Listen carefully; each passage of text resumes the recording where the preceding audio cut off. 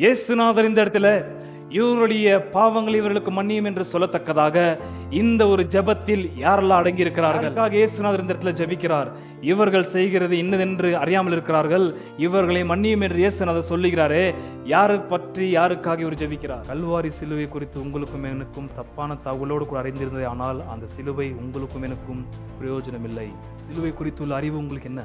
எதற்காக இயேசுநாதர் 2 திருடர்கள் மத்தியிலே தொங்கிக் கொண்டிருக்கிறார்? உயிர் தெழுந்த இயேசுநாதருடைய முதல் வேலை என்ன பண்ணார்? உயிர் தெழுந்த இயேசுநாதர் முதல் எழும்பினவுடனே பிதாவாகிய தேவன் நித்திய குமாரனாகிய மகிமை பொறித்தனவராகிய இவருக்கு கொடுத்த பெயர்களை இவர்கள் இப்படி தலைகளாக பேசினார்கள் தெரியுமா? அந்த 2 பேர் இருந்தாங்க பாருங்க, இந்த சைடு அந்த சைடும், அவங்களது வஸ்திரங்களையும் இவங்க பங்கிட்டு போடல. இயேசுநாதர் வஸ்திரத்தை மாத்திரம் ஏன் பங்கிட்டு போட்டாங்க?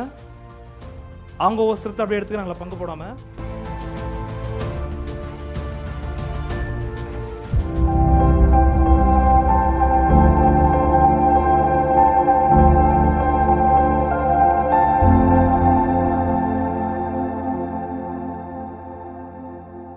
லூக்கா எழுதின சுவிசேஷம் 23ஆம் அதிகாரம், Luke's Gospel chapter 23. கபாலஸ்தலம் என்று சொல்லப்பட்ட இடத்தில் அவர்கள் சேர்ந்த பொழுது அங்கே அவரையும் அவருடைய வலது பக்கத்தில் ஒரு குற்றவாளியையும் அவருடைய இடது பக்கத்தில் ஒரு குற்றவாளியையும் சிலுவைகளில் அறைந்தார்கள். அப்பொழுது இயேசு, பிதாவே, இவர்களுக்கு மன்னியும், தாங்கள் செய்கிறது இன்னதென்று அறியாதிருக்கிறார்களே என்றார். அவருடைய வஸ்திரங்களை அவர்கள் பங்கிட்டு சீட்டு போட்டார்கள். பிதாவே, இவர்களை மன்னியும், தாங்கள் செய்வது என்னதென்று இவர்கள் அறியாமல் இருக்கிறார்கள் என்று இயேசுநாதர் கல்வாரி சிலுவையில் சொன்ன இந்த பாவ மன்னிப்புக்கு அடுத்த ஜெபத்திலே யாரெல்லாம் உள்பட்டிருக்கிறார்கள்? who are all involved, participated in this prayer of forgiveness.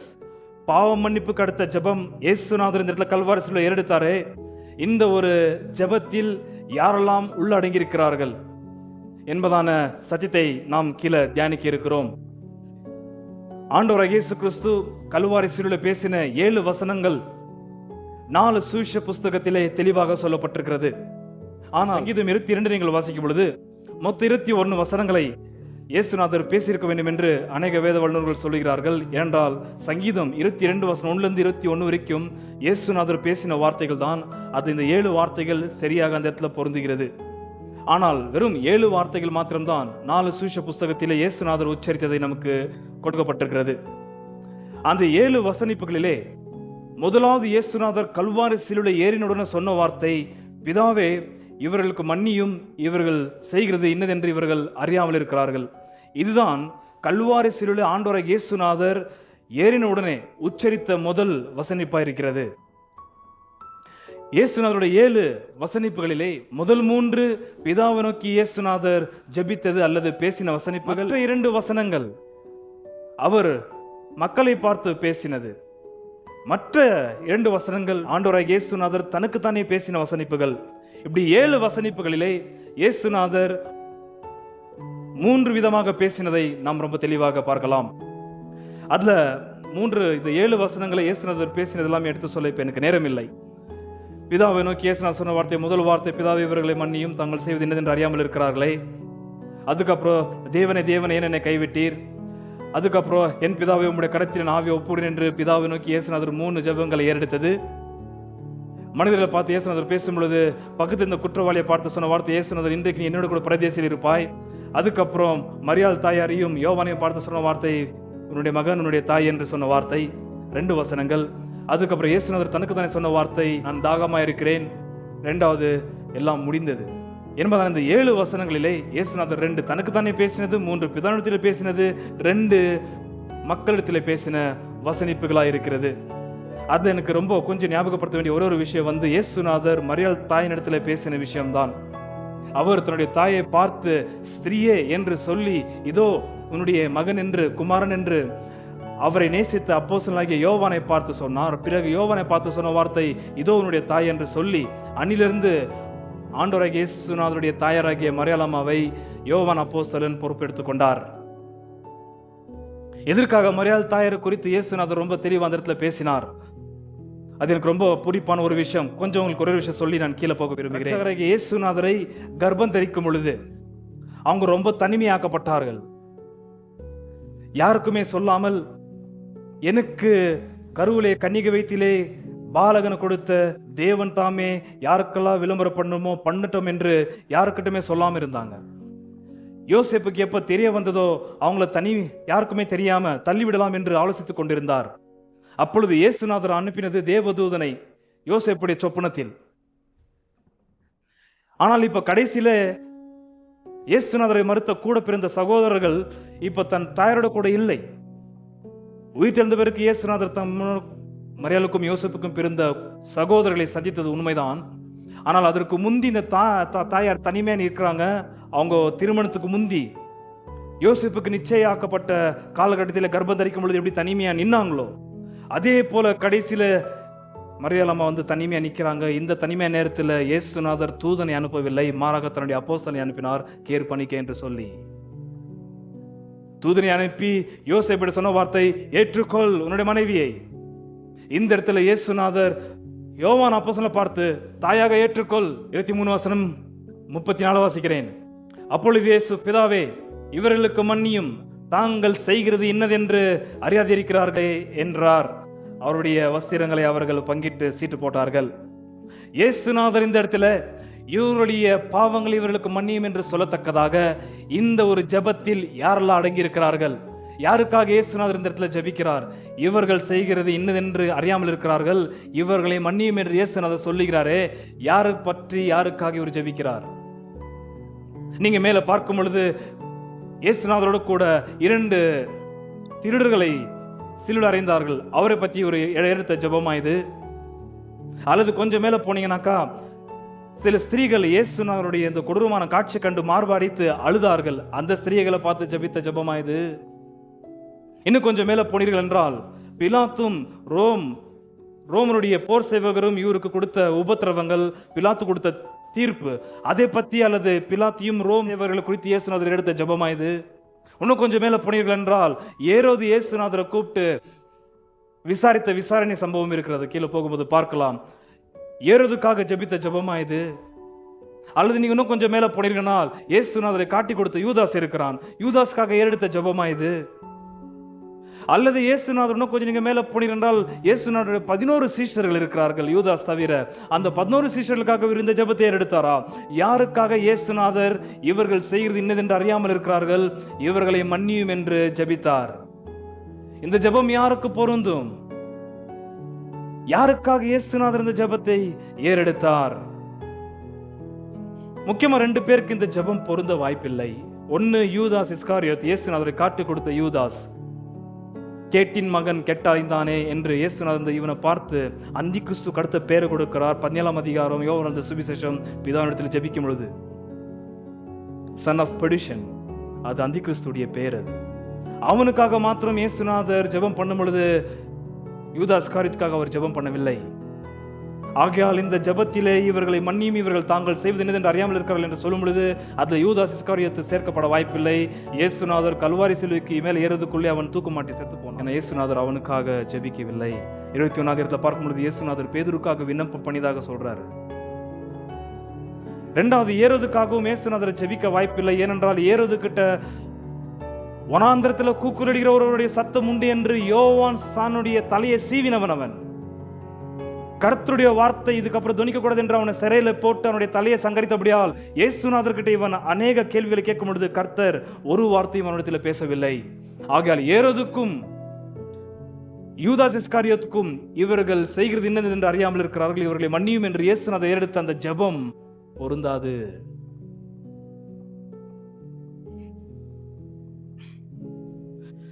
வேற யாருக்காக இயேசுநாதர் அந்த ஜெபத்தை ஏறெடுத்தார்? இவர்களை மன்னியும், தாங்கள் செய்வது என்னதென்று இவர்கள் அறியாமல் இருக்கிறார்கள். 34 வாசிக்கிறேன், கொஞ்சம் கவனியுங்கள். அப்பொழுது இயேசு, பிதாவே, முதல் முறை, அதாவது 7 கல்வாரி சிலுவையில் எடுத்த வசனிப்புகளிலே இது முதலாவது வசனமாக இருக்கிறது. அப்பொழுது இயேசு, பிதாவே இவர்களுக்கு மன்னியும், தாங்கள் செய்கிறது இன்னதென்று அறியாமல் இருக்கிறார்களே என்றார். அவருடைய வஸ்திரங்களை அவர்கள் பங்கிட்டு சீட்டு போட்டார்கள். எதை இவர்கள் அறியாமல் இருக்கிறார்கள்? ஏதோ ஒரு விஷயத்தை இவர்கள் அறியாமல் செய்கிறார்கள். அந்த அறியாமைக்காக இயேசுநாதர் பிதாவினிடத்திலே வேண்டிக் கொள்கிறார். ஆகையால் தான் இந்த செய்திக்கு நான் கொடுத்த தலைப்பு ignorance at the cross. Kalvari சிலுவை அண்டையிலே ஜனங்களுடைய அறியாமை, கல்வாரி சிலுவை குறித்து உங்களுக்கும் எனக்கும் சரியான அறிவு இல்லாமல் போனதேயானால் அது ரொம்ப பெரிய ஆபத்து என்பது சத்தியமுள்ள ஆவியானவர் கீழே போகும்போது உங்களுக்கு வெளிப்படுத்துவார் என்று விசுவாசிக்கிறேன். Ignorance at the cross, Kalvari சிலுவை குறித்து, கல்வாரி சிலுவை தொங்குற அந்த மகிமையின் ஆண்டவரை குறித்து ஜனங்களுக்கு இருக்கிற தப்பான அறிவு, தப்பான பகுத்தறிவு, தகவல், இது குறித்து இயேசுநாதர் முதலாவது அவர் கல்வாரி சிலுவை ஏறின உடனே பிதாவை பார்த்து சொன்ன வார்த்தை, தயவு செய்து முதலாவது சரி செய்ய வேண்டும். என்ன? நான் கல்வாரி சிலுவை தொங்குவது இவர்களுக்கு தவறான ஒரு தகவல்களை கொண்டு போய் சேர்த்து கொண்டிருக்கிறது. தாங்கள் செய்வது இன்னதென்று இவர்கள் அறியாமல் இருக்கிறார்களே. 2 நாளைக்கு முந்தைய ஒரு டீச்சரை நான் பார்க்க வேண்டியதா இருந்தது. அவங்களா தலைமுறையாக கிறிஸ்தவர்கள், பெரிய கல்வி பெற்ற டீச்சர். அவங்க குட் ஃப்ரைடே பற்றியும் ஈஸ்டரை பற்றியும் இடத்துல பேசும் பொழுது நான் அவங்கள்ட்ட ஒரு பொதுவான ஒரு கேள்வி கேட்டேன்.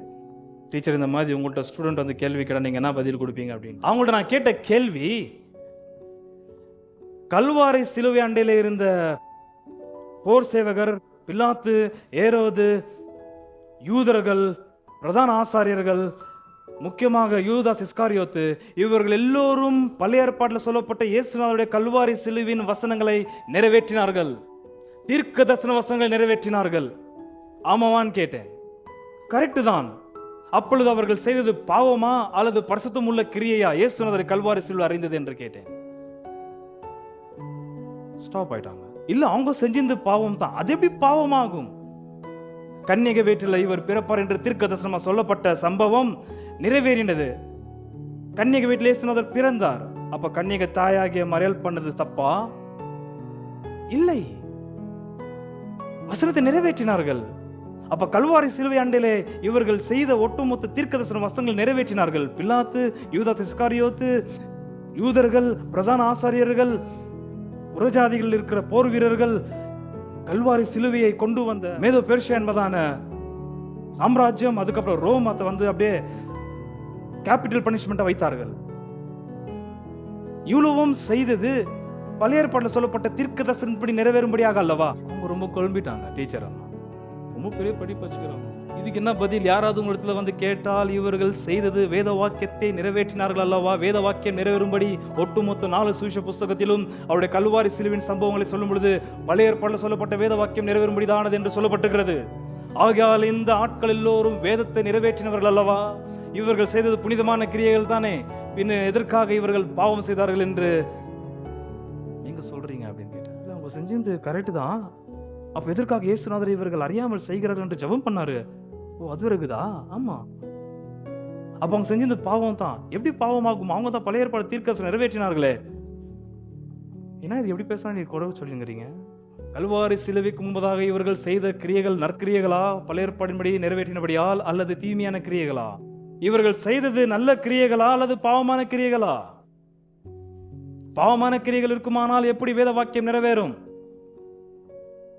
பரிசுத்தமுள்ள கிரியைகள் இருக்குமானால் இவர்கள் அறியாமல் செய்கிறார்களே, இவர்களை மன்னியும் என்று இயேசுநாதர் எதற்காக ஜெபிக்க வேண்டும்? Does the Bible contradict itself? என்ன பதில்? ஒரு எக்ஸாம்பிள் தரேன். அந்த எக்ஸாம்பிளை பார்த்து நீங்க பதில் சொல்லணும். இவங்க செஞ்சது சரியா தப்பா? இதற்காக வசனம் எப்படி 2 சைடும் ப்ளே பண்ணுது? அதே லூக்கா சுவிசேஷம் 22ஆம் அதிகாரம். இங்க யூதாஸ் இஸ்காரியை பத்தி பேசும் பொழுது ஆண்டவர் சொல்ற வார்த்தை 22ஆம் அதிகாரம் வசனம் 21, 22. பின்பு இதோ என்னை காட்டி குடிக்கிறவனுடைய கை என்னுடனே கூட பந்தியில் இருக்கிறது. தீர்மானிக்கப்பட்டபடியே மனுஷகுமாரன் போகிறார். அது பழைய ஏற்பாட்டின்படி அவர் போறாரு. சொல்லப்பட்ட தீர்க்கதரிசனத்தின்படியே அவர் கல்வாரி சிலுவையில் அறைவதா? சரிதான், அப்படிதான் அது நடக்கும். ஆனால் அங்கு நிறுத்தவில்லை ஆண்டவர். தீர்மானிக்கப்பட்டபடியே மனுஷகுமாரன் போகிறார். ஆனாலும் அவரை காட்டி கொடுக்கிற மனுஷனுக்கு ஐயோ என்றார். இவன் காட்டி கொடுக்காமல் இயேசுநாதர் எப்படி கல்வாரி சிலுவைக்கு போவார்? யூதாஸ் இஸ்காரியோத்துக்குள்ளாக இயேசுநாதருடைய அவர் கடைசி பஸ்கா பண்டிகை கொண்டாடும் பொழுது அசுத்தாவி முதலாவது போனதாகவும் யோவான் சுவிசேஷம் 13ஆம் அதிகாரத்தில் பிறகு பிசாசு உள்ள போனதாகவும் வசனம் சொல்லப்பட்டிருக்கும். கல்வாரி சிலுவை குறித்து உங்களுக்கும் எனக்கும் தப்பான தகவலோடு கூட அறிந்திருந்தது. ஆனால் அந்த சிலுவை உங்களுக்கும் எனக்கும் பிரயோஜனம் இல்லை. சிலுவை குறித்துள்ள அறிவு உங்களுக்கு என்ன? கல்வாரி சிலுவையில் இயேசுநாதர் தொங்கின அந்த ஒரு செய்தி, அந்த ஒரு இன்ஃபர்மேஷன், அந்த ஒரு தகவல், அந்த ஒரு ஃபேக்ட், ஹிஸ்டாரிக்கல் ஃபேக்ட், அது உங்களுக்கு பிரயோஜனமா இருக்குமா இல்லையா என்பது சரியான தகவல் உங்களுக்கு வந்திருக்க வேண்டும். அந்த தகவலில் ஏதாவது கலப்படம் உண்டானதே ஆனால், பொய் கலந்ததே ஆனால், அந்த ஒரு பொய் கலந்த தகவல் உங்களுக்கு பிரயோஜனம் இல்லை. கோடிக்கணக்கான கிறிஸ்தவ மார்க்கத்தில் இன்றைக்கு இந்த நாளை கொண்டாடி கொண்டிருக்கிறார்கள். ஆனால் இந்த நாளில் உண்டான அற்புதமான அந்த வரலாறு தகவல் எவ்வளவு பேருக்கு பிரயோஜனமா இருக்குது என்று தெரியவில்லை. 22 தீர்மானிக்கப்பட்டபடியே மனுஷகுமாரன் போகிறார், வேத வாக்கியத்தின்படியே சாவார். ஆனாலும் அவரை காட்டிக் கொடுக்கிற மனுஷனுக்கு ஐயோ என்றார். ஆண்டவரே, இவன் காட்டிக் கொடுக்காமல் நீர் எப்படி தீர்மானத்தின்படியே போவீர்? இன்னும் உங்க பதில். கல்வாரி சிலுவின் அண்டையில இவர்கள் செய்தது சரியா தப்பா? முதலாவது, இவருடைய அறியாமை நான் உங்களுக்கு சொல்ல விரும்புகிறேன். 23ஆம் அதிகாரம் வசனம் 34, 22-34. அப்பொழுது இயேசு, பிதாவே, இவர்களுக்கு மன்னியும், தாங்கள் செய்கிறது இன்னதென்று அறியாதிருக்கிறார்கள். யார் இவர்கள் என்று பார்க்கும் பொழுது மெய்யாகவே இந்த கல்வாரி சிலுவண்டில் இருக்கிற ஒட்டுமொத்த ஆட்கள். முதலாவது இயேசுநாதருடைய சீஷர்கள். அவர்களும் சிலது இவருடைய கல்வாரி சிலுவை குறித்து தப்பாக அறிந்து தப்பாக செயல்பட்டார்கள். என்ன சீஷருடைய தப்பான ஒரு செயல்பாடு கல்வாரி சிலுவை குறித்து? பேதுரு சொன்ன வார்த்தை, உம்மோடு கூட நான் மரிக்கவும் ஆயத்தமா இருக்கிறேன் என்று அவர் காட்டி கொடுக்கப்பட்ட ராத்திரி அவர் வாக்குமூலம் கொடுத்தார். ஞாபகம் இருக்குதா? பெரிய ப்ராமிஸ் பண்ணார் பேதுரு. பேதுரு கொடுத்த அதே பிரமாணத்தை கூடுகுருங்க எல்லாரும் கொடுத்தாங்க. நாங்களும் உம்மோடு கூட மரிப்போமே தவிர உம்மை விட்டு ஓட மாட்டோம், விலக மாட்டோம் என்று சொன்னார்கள். நடந்தது என்னவென்றது உங்களுக்கு நல்லா தெரியும். அதை பத்தி அதுக்கப்புறம் அவர்கள் செய்த காரியம் என்ன? இயேசுநாதர் பிடிக்கப்பட்ட நாளிலே பேதுரு கத்தியத்து ஒருத்தருடைய காதை வெட்டிட்டாரு. ஏன் காதை வெட்டினார் அவர்? இதான் ஃபர்ஸ்ட் டைம் பார்க்கிறேன் காதை வெட்டுற சம்பவம். காதை வெட்டி விட்டாரு. கர்த்தராகிய இயேசு வார்த்தை, போதும் சொல்ற, நிறுத்து. கல்வாரி சிலுவை பத்தி உனக்கு முன்ன புரியல. அப்படி சீஷர்கள் கல்வாரி சிலுவை குறித்து அவர்களுக்கு இருந்த தப்பான அறிவு. என்ன அறிவு அது? பிசாசுடைய அறிவு அது. பேதுரு நிமித்தமாக இயேசுநாதர் குறித்து முதல் முறை அவன் கொடுத்த அறிக்கை ஒன்னு நீங்க தெளிவா புரிந்து கொள்ள வேண்டும். சுவிசேஷ புஸ்தகத்திலே கர்த்தராகிய இயேசுநாதர் தாம் தேவகுமாரன், தேவனுக்கு சமமானவர், நித்திய பிதா எப்படி நித்திய நித்தியமா இருக்கிறாரோ அதே போல குமாரன் நித்திய நித்தியமா இருக்கிறார் என்பதான ஒரு வெளிப்பாடு அவங்களுக்கு உண்டான பிறகுதான் இயேசுநாதர் அவர்களிடத்திலே தம்முடைய கல்வாரி சிலுவை பற்றி பிரசங்கிக்க துவக்கினார். அதற்கு முந்தி இயேசுநாதர் தம்முடைய கல்வாரி சிலுவை பற்றி சீஷர்களுக்கு சொல்லவில்லை. ஆகையால் தான் 16ஆம் அதிகாரம் மத்தேயு சுவிசேஷங்களை வாசிக்கும் பொழுது பேதுரு சொன்ன வார்த்தை, நீர் தேவனுடைய குமாரனாகிய கிறிஸ்து. என்ன வார்த்தை அது? தேவனுடைய குமாரனாகிய கிறிஸ்து, தேவனால் அபிஷேகம் பண்ணப்பட்டவர், மனுவாதர் எடுக்கப்பட்டு தேவனால் அபிஷேகம் பண்ணப்பட்ட கிறிஸ்து தேவகுமாரன். இப்படி பரிபூர்ணமான தேவத்துவம் நிறைந்தவரும் பரிபூர்ணமான மனுஷத்துவம் நிறைந்த நபர் நீர் என்பதான பெரிய வெளிப்பாட்டுள்ள வார்த்தையை 16ஆம் அதிகாரத்துல மத்தேயு சுவிசேஷத்துல பேதுரு கொடுத்தவருக்கு கர்த்தர் சொன்ன வார்த்தை, இந்த வெளிப்பாடு இந்த கல்லின் மீது, சீமோனே, இதுக்கப்புறம் நீ சீமோன் என்று அறியப்படாமல் பேதுரு என்று அறியப்பட பேரை கொடுத்து, இந்த கல்லின் மீது, இந்த வெளிப்பாட்டின் மீது நான் என் சபையை கட்டுவேன். ஆகையால் தான் இயேசுநாதரை தேவனுக்கு சமமானவர் என்று அங்கீகரிக்காத யெகோவா சாட்சிக்காரராகட்டும், எந்த மத கூட்டத்தராகட்டும், எது ஒன்றும் தேவனுடைய சபையா இருக்க வாய்ப்பில்லை. ஹல்லேலூயா. இந்த சபை இயேசுநாதரை தேவகுமாரன் என்றும் தேவனுக்கு சமமானவர் என்று விசுவாசிக்கிறதா? நீங்க விசுவாசிக்கிறீங்களா? அந்த ஒரு கல்லின் மீது, அஸ்திபாரத்தின் மீது தான் பரிபூர்ணமான மனிதன், பரிபூர்ணமான தேவன் என்பதான அஸ்திபாரத்தின் மீது சபை கட்டப்பட்டு கொண்டு வருகிறது. எப்போ இந்த வெளிப்பாடு பரத்தில் இருக்கிற பிதாவாகிய தேவன் பேதுருவோட நாவுனால சொன்னாரோ அது கருத்து நீங்க பாத்தீங்கன்னா இயேசுநாதர் பேசுவது கல்வாரி சிலுவை குறித்து. அது முந்தி இயேசுநாதர் எங்குமே கல்வாரி சிலுவை பத்தி பேசவில்லை. சீஷரிடத்தில் தேவனுடைய ராஜ்யத்தை பத்தி பேசினார், ராஜாவை பத்தி பேசவில்லை. ஆகையால் சுவிசேஷ புஸ்தகத்தை நீங்கள் பார்ப்பது ராஜாவா அல்ல, தேவனுடைய ராஜ்யம். நிருபத்துல வந்தீங்கன்னாக்கா தேவனுடைய ராஜ்யம் அல்ல, தேவ ராஜ்யத்தின் ராஜா, கர்த்தாதி கர்த்தர், ராஜாதி ராஜாவாகிய இயேசுநாதர். அது நிருபங்களில் நாம் ரொம்ப தெளிவாக பார்க்க முடியும். அந்த 16ஆம் அதிகாரத்துல எப்போ இயேசுநாதர் முதல் முறை கல்வாரி சிலுவை பத்தி சொன்னாரோ, சொல்லி முடிச்ச உடனே பேதுரு இயேசுநாதரை அதற்ற ஆரம்பிக்கிறான். ஞாபகம் இருக்குதா உங்களுக்கு? இது உமக்கு நேரிடக்கூடாது. அப்ப இயேசுநாதர் பேதுரு பார்த்து சொன்ன வார்த்தை, அப்பாலே போ சாத்தானே, உன்னுடைய சிந்தை மனுஷர்களுக்கு அடுத்த சிந்தையா இருக்கிறது. பிசாசுடைய நோக்கம் என்ன? இயேசுநாதர் கல்வாரி சிலுவைக்கு? இதே கேள்வி டீச்சர் மாட்ட கேட்டேன். ரெண்டாவது கேள்வி, முதல் கேள்வி தலை கொழும்பிச்சு அவங்களுக்கு. ரெண்டாவது கேள்வியை கேட்ட, பிசாசானவனுக்கு இயேசுநாதரை கொல்லணும்னு விருப்பமா அல்லது இயேசுநாதர் கொல்லக்கூடாது என்று விருப்பமா? அவங்க சொன்ன வார்த்தை, இல்ல, இயேசுநாதர் கல்வாரி சிலுவைக்கு போவதில்ல பிசாசுக்கு விருப்பமே இல்லை என்று ரொம்ப தெளிவா சொன்னாங்க. வெரி குட், பதில் கரெக்ட் தான். அப்ப எதற்காக யூதாஸ் இஸ்காரியோத்துக்குள்ள பிசாசு நுழைந்தான்? நுழைந்த உடனே இயேசுநாதர் பிசாசு நிறைந்த யூதாஸை பார்த்து சொன்ன வார்த்தை, செய்ய வேண்டியது என்ன? ஹரி, ஹேசன், சீக்கிரமாய் செய். எதை? இயேசுநாதர் கல்வாரி சிலுவையில் போவதிலே பிசாசுக்கு எப்படி விருப்பம் இல்லையோ அதே தகவலை தான் சீஷர்களுக்கும் அவன் கொடுத்திருந்தான்.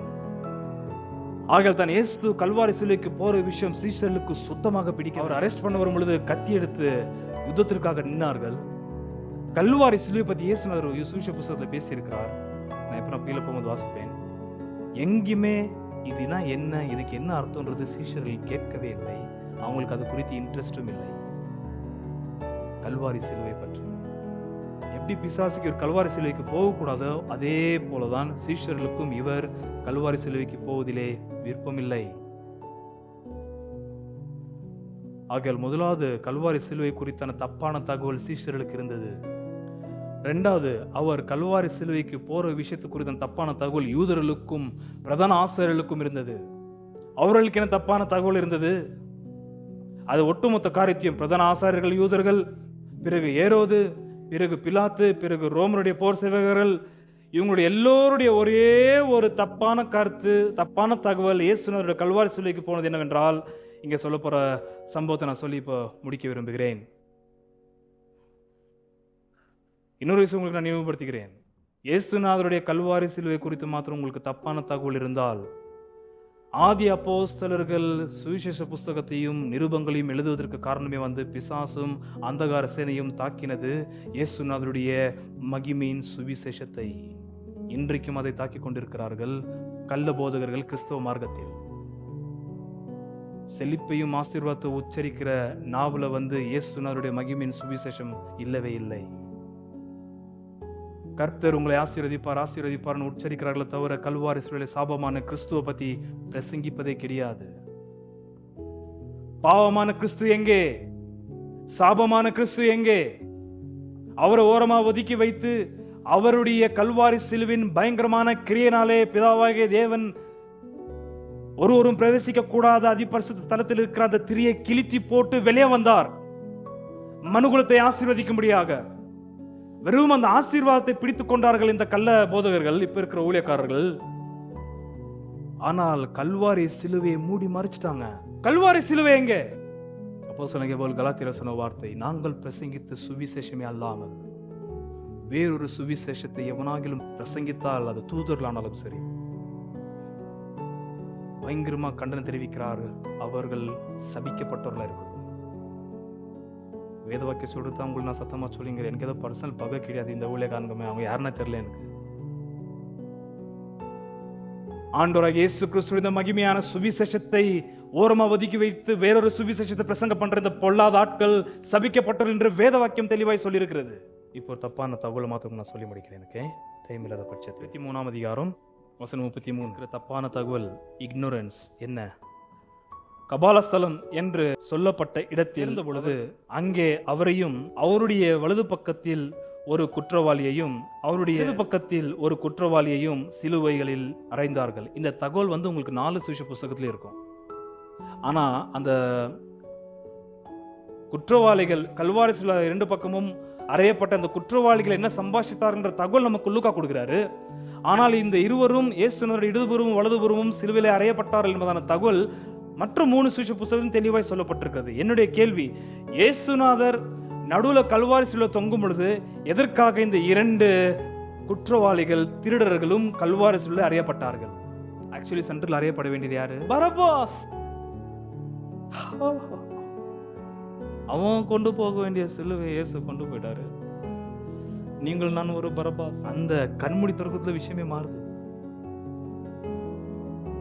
ஒருத்த இன்சரக்ஷனிஸ்ட், தேச துரோகியாவ 2 பக்கத்துக்கு கொள்ளையடிக்கணும். அங்க சொல்ல போற அந்த கொள்ளைக்காரன்ற வார்த்தை சாதாரணமான கொள்ளைக்கார தக்ஸ். அவங்க செயின் ஸ்நாக்கர் பார்த்துருக்கீங்களா? இழுத்துன்னு போவாங்க, கல்தார்த்தா ஏன்னா இதார்த்தா அந்த மாதிரி பப்ளிக்காக ஜனங்களை கொள்ளையடிக்கும் இந்த 2 பேரும். பயங்கரமான ஆளு. கையில் செயின் வரலாம் காத்துருவானுங்க. எத்தனை பயங்கரமான தக்ஸ் அவங்க.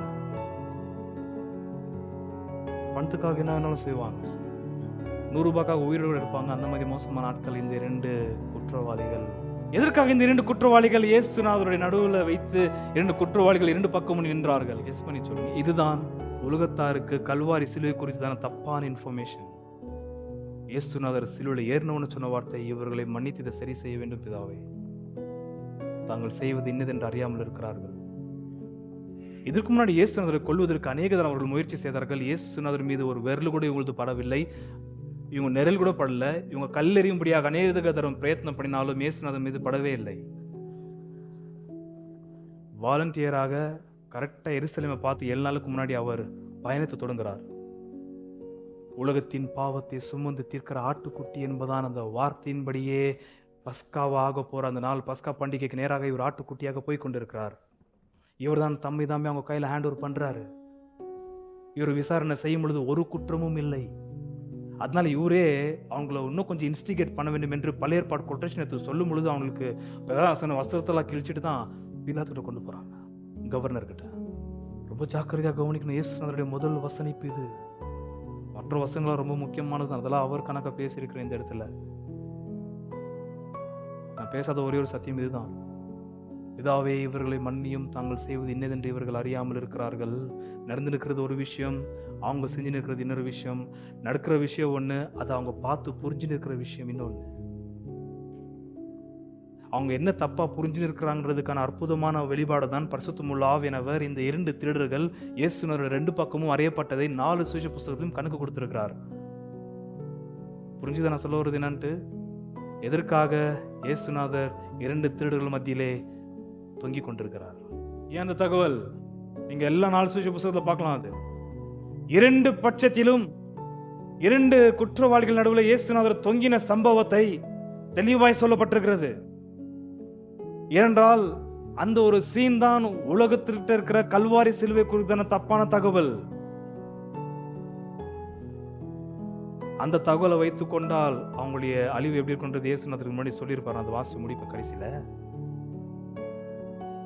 அந்த தகவல் அவங்களை ரட்சிக்காது. எதற்காக அன்பு 2 செய்தி கொஞ்சம் நீங்க கோஆபரேட் பண்ண வேண்டும். சத்தமா சொல்லுது. எந்த கூட்டம்? அந்த கூட்டம் அவர் கை தட்டுறீங்களா? என்ன செய்தி தெரியுமா அவர் கொடுத்திருந்து? உங்களுக்கு சிம்பிளா தெரியும், இன்டெப்த் மீனிங் அது. 2 குற்றவாளி நடுவில் இவர் போட்ட ரீசனை இந்த 2 குற்றவாளிகளும் இவரும் ஒன்றுதான். பரபா என்பதான இன்சரக்ஷனிஸ்டுக்கும் இவருக்கும் ஒரு வித்தியாசமும் இல்லை. அவன் எப்படி தேச துரோகியாக டிமாகாக இருக்கிறானோ அதே போல இவரும் ஒரு தேச துரோகி தான், டிமாகாக் தான். இதுதான் உலகம். யூதர்கள், பிரதான ஆசாரியர்கள், பிலாத்து இந்த ஒரு சீனத்தை அவாய்ட் பண்ண முயற்சி செய்கிறான். குறைஞ்சது 7 முறை முயற்சி செய்கிறான். ஆவாது. ஏன்னா வாலண்டியர் யாரு? அந்த பிரபு கேட்கிறான், யோ அந்த சுவிசேஷத்தில் நீர் ஒன்னும் பேச மாட்டீரா? உண்மை கொல்லவும் உண்மை விடுவிக்க எனக்கு அதிகாரம் இருக்குதுங்கிறான் பிலாத்து. இவரை பார்த்து யாருக்கு நான் பேசுன்றது அறிவே இல்லை. மாண்டு போற இந்த மனிதர்களுக்கு, மாண்டு போன மனிதன் என்று சொன்னா நான் யாரை சொல்ல நினைக்காதீங்க, நம்மளதான். யாருக்கிட்ட என்ன பேசணும்னு தெரியல. இந்த அதிபதிட்டு அப்படி பேசலாமா? இவர் சொல்ற வார்த்தை, பரத்திலிருந்து உனக்கு அதிகாரம் கொடுக்காவிட்டால் உன் நிழல் கூட மேலப்படாது. பிதாவாகிய தேவன் சொன்னபடியால் நான் என்னைதாமே மரண பரிந்தம் தாழ்த்தி வந்திருக்கிறேன். உன் அதிகாரத்துக்குள்ள நான் இல்லை, என் அதிகாரத்துக்குள்ள தான் நீகிற. ரோம் அரசாங்கமே ஏன் கீழே தாக்குதுன்றார் கர்த்தர். இப்போ 33, 34 வாசிக்கும்போது உங்களுக்கு கொஞ்சம் புரியும். கபாலஸ்தலம் என்று சொல்லப்பட்ட இடத்தில் அவர்கள் சேர்ந்த பொழுது அங்கே அவரையும் அவருடைய வலது பக்கத்தில் ஒரு குற்றவாளியையும் அவருடைய இடது பக்கத்தில் ஒரு குற்றவாளியையும் சிலுவைகளில் அறைந்தார்கள். அந்த தகவல் ரொம்ப முக்கியமான. இந்த 3 பேரும் கூட்டாளி, ஒரே தண்டனைக்குள்பட்ட உள்படத்தக்கதாக ஒரே பாவத்தை செய்தவர்கள். அதை ஒருத்த மாத்திரம் ஹைலைட் பண்றான் இயேசுநாதரை. அது ரொம்ப முக்கியம். அங்க 3 பேர் ஒரே கூட்டாளி, 3 பேர் ஒரே அக்கிரமத்தை செஞ்சிருக்கிறாங்க, 3 பேர் ஒரே தேச துரோகி, 3 பேரும் திருடர்கள், 3 பேரும் மோசமான காரியங்களை செய்தவர்கள் என்று 3 பேரையும் அழகாக பிரத்யட்சமாய் பண்ணி காட்டத்தக்கதாக தான் இயேசுநாதரை அவர்கள் கல்வாரி சிலுவை பார்த்து என்ன புரிந்து கொண்டார்கள் என்பதற்கான ஒரு நல்ல வெளிப்பாடு ஆவியானவர் வைத்திருக்கிறது என்றால், இந்த 2 குற்றவாளிகளுக்கு என்ன மதிப்பு மரியாதை அப்போ இருந்ததோ, எப்படி பார்த்தார்களோ அதே போலதான் இவரையும் பார்த்ததாக தான் அந்த இடத்துல வெளிப்பாடு கொடுக்கப்பட்டிருக்கிறது. ஆகியால் தான் இயேசுநாதர் சிலுவையின் மீது ஏறின உடனே சொல்ற வார்த்தை என்ன? மாற வேண்டும், இது மாற வேண்டும். இதே தகவல் யாருக்கு இருந்தது? பவுல் சவுலா இருக்கும்போது நசரேயனாகிய இயேசு என்று சொன்னாலே கொல்லுவான். அவன் அக்கிரமம் செஞ்சு செத்து போயிருக்கிறான். அவனை கடவுள் என்று சொல்லி, தேவகுமார் என்று சொல்லி, கிறிஸ்து என்று சொல்லி, மெசியா என்று சொல்லி அவரை தொழுது கொண்டு இருக்கலாம் என்று இயேசுநாதரை குறித்து தப்பான சிலுவை குறித்த தகவலை வைத்துக் கொண்டு அவர் வெறித்தனமாக மிருகத்தனமாக ஜனங்களை, கிறிஸ்தவர்களை கொன்று கொண்டிருந்தான். வந்தாரு, வந்து நிற்கிறாரு. இயேசுநாதர் பவுலை சந்திக்கும் பொழுது தொங்குன கிறிஸ்து அல்ல, உயிர் தெழுந்த அதிபதி. அது ஈஸ்டருக்கு உங்களுக்கு தெரியும். உயிர் தெழுந்த இயேசுநாதர் செஞ்ச முதல் வேலை என்ன? நான் இப்ப அதை ஓபன் பண்ண மாட்டேன், காத்துட்டு இருக்கிறேன் எப்ப ஈஸ்டர் அதை திறக்கணுன்றதுக்காக.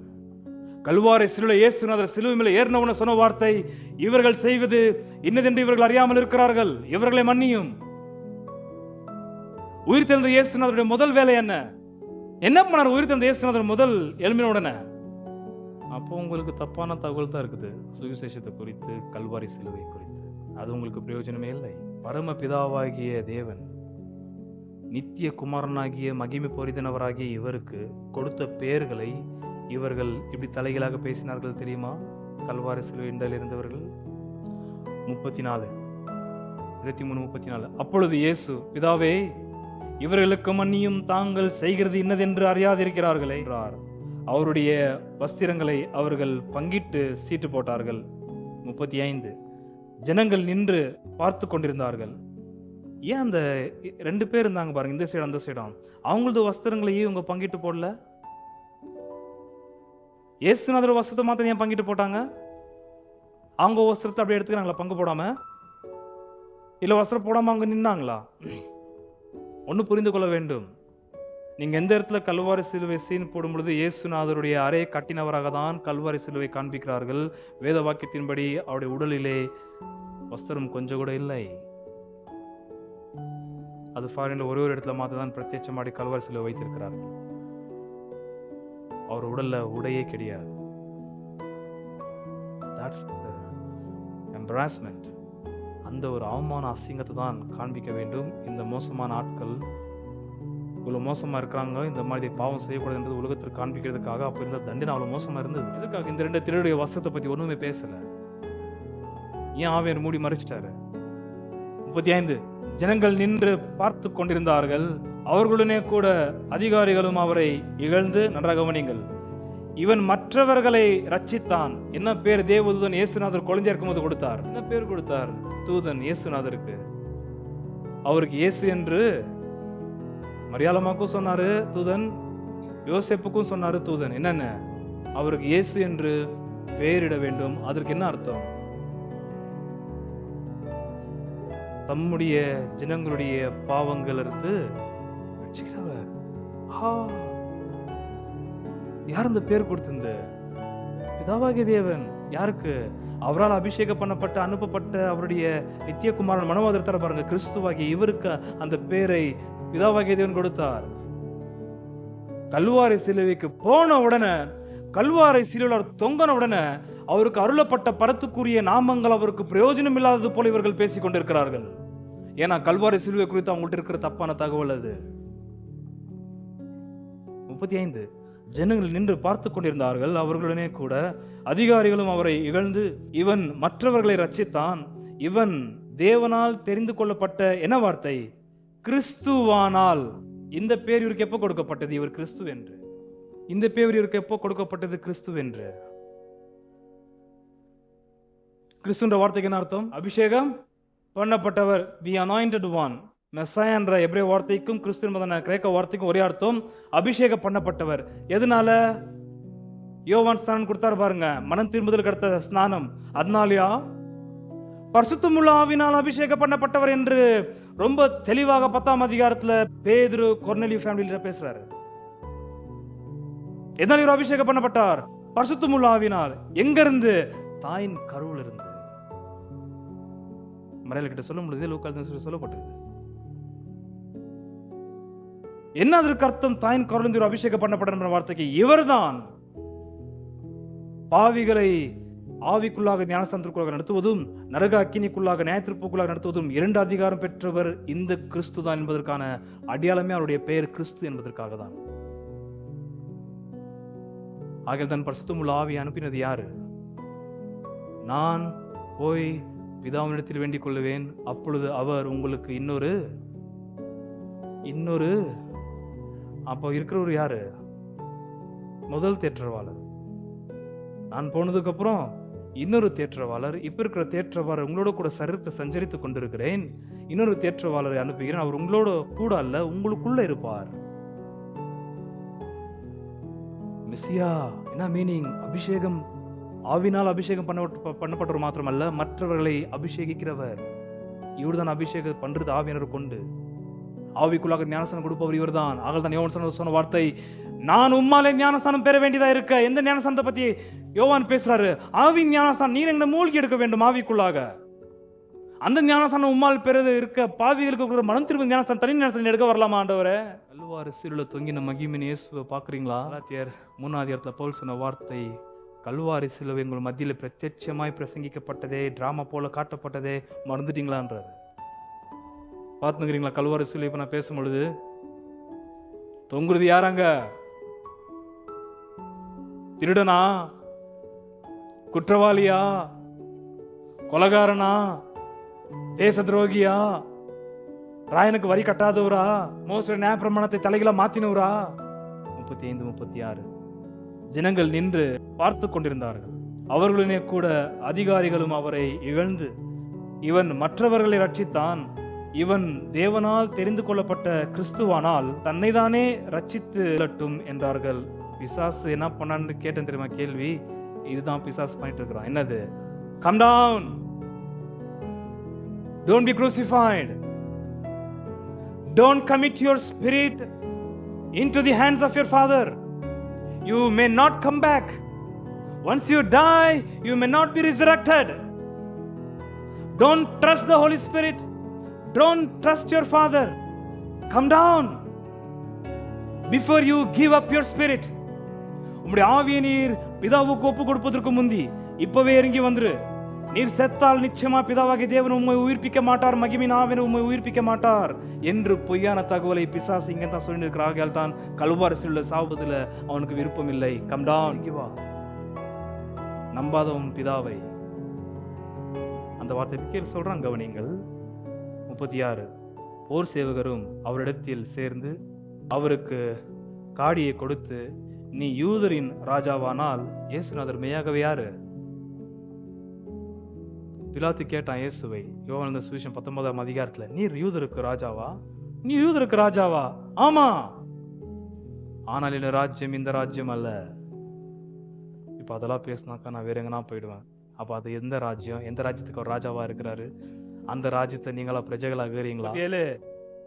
நீ யூதரின் ராஜாவானால் உன்னை ரட்சித்துக் கொள் என்று அவரை பரியாசம் பண்ணினார்கள். யூதருக்கு ராஜா கிறிஸ்து. 38 இது யோவான் சுவிசேஷத்தில் சொல்லப்படுற வசனத்தை கொஞ்சம் ஆட் பண்ணிட்டாங்க. அந்த ஆக்சுவலி வசனமே இல்லை, லூக்கா கொடுக்கல. ஆங்கிலத்தில் அது இருக்கு, அது தமிழ் இருக்கும். இவன் யூதருடைய ராஜா என்று கிரேக்கு, லத்தீன், எபிரேயர் எழுத்துக்களில் எழுதி அவருக்கு மேலாக வைக்கப்பட்டது. அன்றியும் சிலுவையில் அறையப்பட்டிருந்த குற்றவாளிகளில் ஒருவன், நீ கிறிஸ்துவானால் உன்னையும் எங்களையும் ரட்சித்துக்கொள் என்று அவரை இகழ்ந்தான். 2 பேர்ல ஒருத்தர் என்ன பண்றான்? இங்க நான் நிறுத்த விரும்புகிறேன். அப்ப தப்பான தகவல் என்றால் என்ன? இப்ப நீங்க சொல்லுங்க. கல்வாரி சிலுவை பத்தி நீங்க உலகத்தாட்ட கேட்டீங்கன்னாக்கா உலகம் உங்களுக்கு தப்பான இன்ஃபர்மேஷன் தான் கொடுக்கும். ஆகையால் தான் சிலுவை உலகத்திற்கு பைத்தியமாக தோன்றும் என்று கொரிந்தியர் 1 போல் தெளிவா சொல்றாரு. உலகத்தாருக்கு கல்வாரி சிலுவை பைத்தியமா இருக்கிறபடியால் உலகத்தாற்ற போய் நீங்க கல்வாரி சிலுவை பத்தி கேட்டீங்கன்னாக்கா உலகத்தார் உங்களுக்கு சத்தியத்தை சொல்ல மாட்டார்கள். சிலுவை குறித்து எந்த புஸ்தகத்திலும் எந்த ஆத்தர்ஸும் எந்த ஸ்காலரும் இப்பிரபஞ்சத்தின் ஞானிகள் யாருமே கல்வாரி சிலுவை பற்றி தெளிவான தகவல் கொடுக்க வாய்ப்பில்லை. பைத்தியமா இருக்கிறது அது.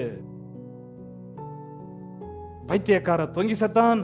இந்த பைத்தியக்காரனை பிரசங்கிக்கிற ஆட்கள் பைத்தியக்காரர்கள் என்று அவர்களுக்கு பைத்தியக்காரர்களாக தோன்றுகிற நம்முடைய வாழ்க்கையை வைத்து ஒண்ணு கொரிந்தியர்ல பவுல் சொல்ற வார்த்தை, அவங்களுடைய ஞானத்தை கர்த்தர் பைத்தியமாக்கினார். பயங்கரமான சத்தியம் அது. சோ இப்போ உங்களுக்கு புரியுதா? கல்வாரி சிலுவை குறித்துதான தப்பான கருத்து, தப்பான அறிவு, தப்பான தகவல் என்றால் என்ன? இப்போ நீங்க என்ன தப்பான wrong information that the world produced concerning the cross. Madness to the world, mighty to the called ones. அழைக்கப்பட்டவர்களுக்கு Kalvari சிலுவை தேவ பலனா இருக்கிறது, உலகத்தாருக்கு அது பைத்தியமாக தோன்றுகிறது. என்ன தப்பான தகவல் கல்வாரி சிலுவை குறித்து? பிசாசு எப்பவுமே கை வைக்கிறது காஸ்பல். இத்த கெடுத்தான் எல்லாத்தையும் கெடுத்துருவான். கர்த்தர் தான் ஒரு சுவிசேஷ புஸ்தகத்தை வைக்கல, 4 சுவிசேஷ புஸ்தகத்துல வச்சு 4 ஆங்கிள் 4 கோணத்துல பார்த்து கரெக்டா புரிஞ்சுக்கோ. 4 டைமென்ஷன் இருக்குது சிலுவை பத்தி. பொதுவா 3 டைமென்ஷன்ஸ் தான் இருக்கும், 3D.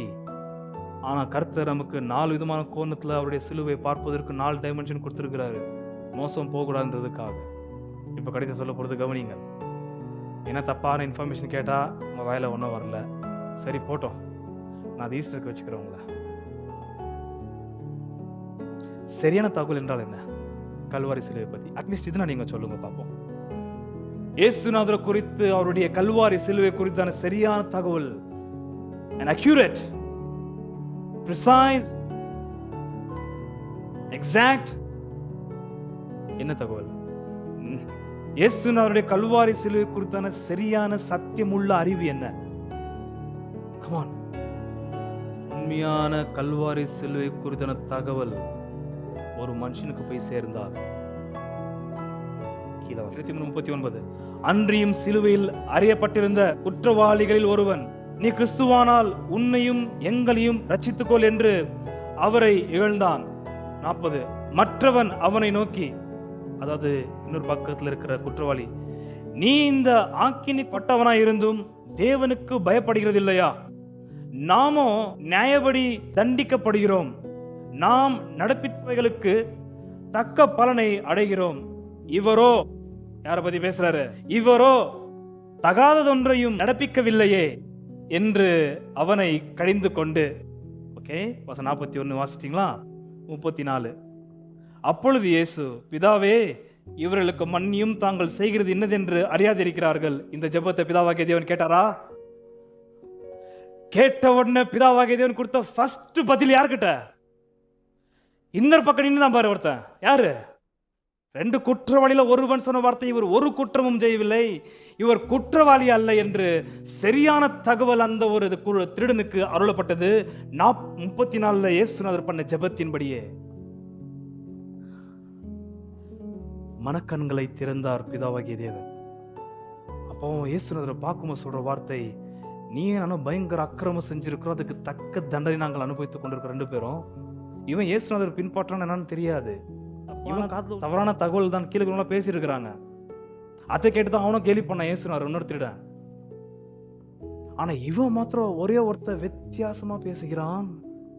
கல்வாரி சிலுவையில தொங்கி நிற்கிற இயேசுவை பார்த்து அவனும் தொங்கி நிற்கிறான். எப்படி அவனுக்குள்ள ஒரு பெரிய மாற்றம்? இயேசுநாதர் பண்ண 34 எடுத்த ஜெபம் தான். எதற்காக நீங்களும் நானும் கல்வாரி சிலுவையை பார்த்து பரிகாசம் பண்ணுவது கிடையாது. இயேசுநாதர் ஏறெடுத்த ஜெபம் தான் காரணம். அவன் நிறுத்தல. 42 இயேசுவை நோக்கி, ஆண்டவரே நீர் உம்முடைய ராஜ்யத்தில் வரும்போது அடியேனை நினைத்தள்ளும் என்றான். ஷார்ட்டா சொல்லி விட்டுறாரு ஆவியானவர். அது நோண்டும் பொழுது சமுத்திரம் போல இருக்கிறது. இயேசுவை நோக்கி, ஆண்டவரே நீர் உம்முடைய ராஜ்யத்தில் வரும்போது, நீர் உம்முடைய ராஜ்யத்தில் வரும்பொழுது இவர் உயிர் தெழுவார்ன்ற தகவல் கெஸ்டுக்குது அவனுக்கு, அடக்க பண்ண போறான்ற தகவல் கெஸ்டுக்குது அவனுக்கு, மரிக்கிறார்ன்ற தகவல் கெஸ்டுக்குது அவனுக்கு. முழு சுவிசேஷத்தின் வெளிப்பாடு இந்த திருடனுக்கு அருளப்பட்டிருக்கிறது. எப்படி? பிதாவே என்ன மன்னியும். பிதாவாகிய தேவன் ஒருவனை இழுத்துக் கொள்ளாவிட்டால் என்னிடத்தில் யாரும் வரமாட்டான். 2 திருடன்ல ஒருத்தனை பிதாவாகிய தேவன் கிறிஸ்துவுக்கு இழுத்து கொடுத்திருக்கிறார் அடிமையாக. எவ்வளவு பேர் இங்க இயேசு அடிமைகளா இருக்கிறீர்கள்? எவ்வளவு பேர் பிதாவினால் இழுக்கப்பட்டு கிறிஸ்துவுக்கு ஒப்பு கொடுக்கப்பட்டிருக்கிறீர்கள்? இழுக்கப்பட்டீங்களா இல்லையா?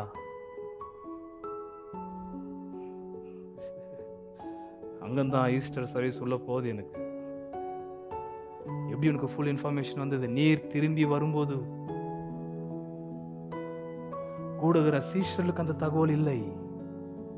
இயேசுநாதரையோ அந்த சுவிச 14 அதிகாரத்திலிருந்து 16 அதிகாரம் வரைக்கும் குறைஞ்சது 5 அதிகாரம் அவர் பிதாவு கிட்ட போறதை பத்தி அவங்கள்ட்ட சொல்றாரு. புரியவே இல்லை. அவங்க போறோம்னு சொன்னா அழுவ ஆரம்பிச்சுறாங்க. இந்த குழந்தைங்க அழுவு தெரியுமா? வேலைக்கு போறேன்னா அப்பா விடுறதுல பாரு. அந்த நான் சாயங்காலம்னா ஆகா விடவே விடாது. அவர் வெளியே போறதுக்குள்ள இந்த குழந்தைய வேற எங்கன்னா கொண்டு போய் வேற எதனாவது காட்டி இவர் அமுச்சு விட வேண்டியதா இருக்குது. சில குழந்தைங்க அப்படி இருக்குது. அப்பா மேல இருக்கிற பாசம். இவர் போறன ஒண்ணு எல்லாம் அழுவ ஆரம்பிச்சிடுறாங்க. புரியுதா?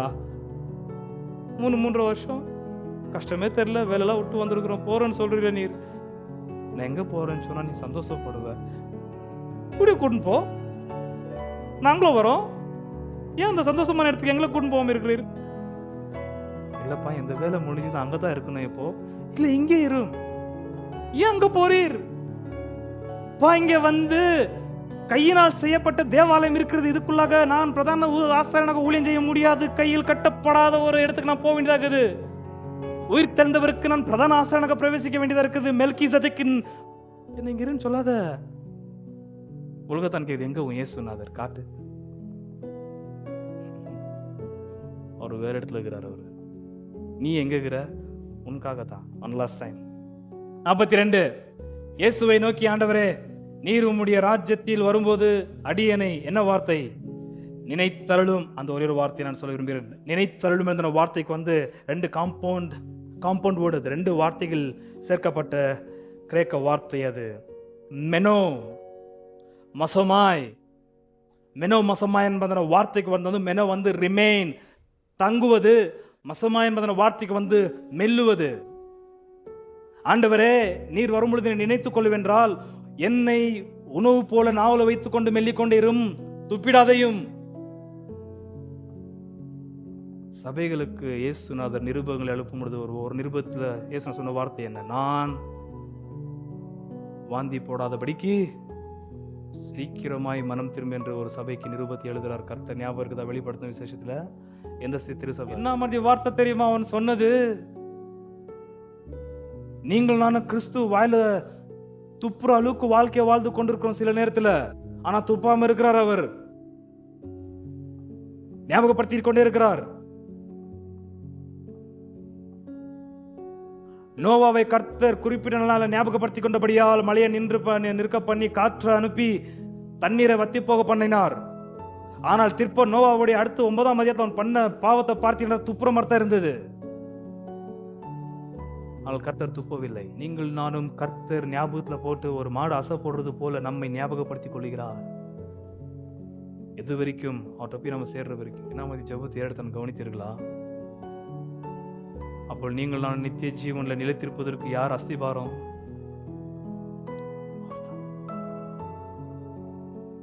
டெய்லி இந்த ஜெபத்தை நீங்களும் ஏறெடுக்கணும். என்ன தெரியும் ஞாபகப்படுத்திக்கொள்ள வார்த்தைக்கு? That is ரிபென்டன்ஸ். சுவிசேஷத்து குறித்து ஒருவனுக்கு தெளிவான தகவல் மகிமையின் ஆவியானவர் கொண்டு போய் சேர்த்ததே. ஆனால் அந்த பாவிக்குள்ளாக உண்டாவது என்ன? மனம் திரும்புதல். அங்கீகரியும், ஏற்றுக்கொள்ளும்.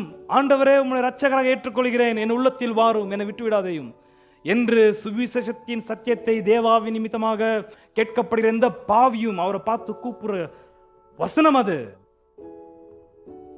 ஞாபகப்படுத்திக் கொள்ளும். கண்டிப்பா ராஜ்யத்துக்கு நீர் வருவீர். எப்படிதான் அவருக்கு ஃபுல்லு ஒட்டுமொத்த வேதாமத்தின் வெளிப்பாடு ரொம்ப ஷார்ட்டா கொடுத்துருக்கிறாரு பிதாவாகிய தேவன். அந்த இடத்துல நான் இருந்தா ரொம்ப சந்தோஷப்பட்டு இருந்திருப்பேன். வாழ்க்கை ஃபுல்லா அக்கிரம வாழ்க்கையை வாழ்ந்துட்டு கண்ணு மூடுற டைம் அது. என்ன மாதிரி வாழ்வு பத்தி அவருக்கு? அவன்கிட்ட என் அதிபதி சொன்ன வார்த்தை 43 இயேசு அவனை நோக்கி, இன்றைக்கு பார்க்கலாம் இரு, ஞாபகத்தில் வச்சுக்கிறேன், டைம் ஆட்டம் பார்க்கலாம் அப்படின்னு செத்து போற புழுவா இருக்கிற மனுஷன் சொல்லுவான். நம்ம கர்த்தர் கொடுத்த ப்ராமிஸை கொஞ்சம் நல்லா கவனிங்க. அவர் யாருன்றது கொஞ்சம் கவனிங்க. கல்வாரி சிலுவையில் அவர் யாருன்றது கவனிங்க. கல்வாரி சிலுவை அவனை பார்த்து சொல்ற வார்த்தை தொங்கினுங்கிறாரு நிர்வாணமா அலங்கோலமா? அப்ப சொல்ற வார்த்தை இயேசு அவனை நோக்கி, இன்றைக்கு நீ என்னுடனே கூட பரதீசில் இருப்பாய் என்று மெய்யாகவே உனக்கு சொல்லுகிறேன் என்றார். நித்திய ஜீவனை கொடுப்பது யாரு? என்ன ப்ராமிஸ் பாத்தீங்களா? பிதாவாகிய தேவன் கொண்டு வருகிறார், இயேசுநாதர் தம்முடைய ஜீவனை கொடுக்கிறார். பாவியை கொண்டு வருகிற பிதாவாகிய தேவன் இயேசுநாதரை கொண்டு போய் சேர்க்கிறது பரிசுத்தமுள்ள ஆவியானவர். மகிமையின் திருத்துவத்தின் தேவனுடைய வேதாமத்தின் தேவன்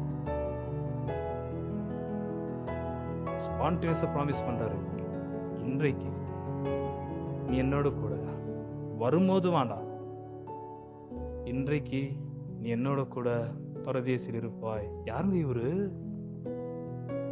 யார் இந்த மகா கர்த்தர்? கல்வாரி சிலுவையில ரொம்ப அலங்கோலமாய் தொங்கிக் கொண்டிருக்கிற இவர் இந்த அளவுக்கு ஒரு வாக்குதத்தம் செய்கிறாரே, யார் இவர்? மோசைக்கு வெளிப்பட்டு இருக்கிறவராகவே இருக்கிறவர் இவர்.